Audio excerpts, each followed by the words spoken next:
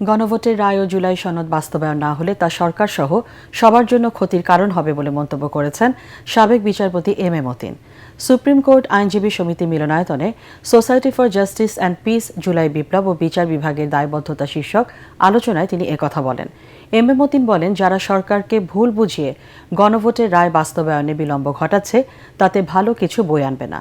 অনুষ্ঠানে আইসিটি ট্রাইব্যুনালের সাবেক চিফ প্রসিকিউটর তাজুল ইসলাম বলেন, গণভোটের রায় বাস্তবায়ন না করা মানে জাতির সাথে স্পষ্ট প্রতারণা। এ সময় অ্যাডভোকেট শিশির মনির অভিযোগ করেন, গণ অভ্যুত্থান হলেও সরকারের আমলাতন্ত্রের বাধায় বিচার বিভাগ স্বাধীন হচ্ছে না। এটা বারের বিষয় নয়, কোনো পার্টির বিষয় নয়, এটা হচ্ছে যে জনতাকে সম্মান করা। যে জাতি যে ভার্ডিক্টটা দিল যে আমরা চেঞ্জ চাই, আমরা এই 15 ইয়ার্সের যে টিরেনি এটাকে আমরা আবার পুনঃস্থাপিত করতে পারবো না। এটাকে আবার ফিরে আসার পথটা আমরা বন্ধ করে দেব by respecting the verdict of the people express through the referendum.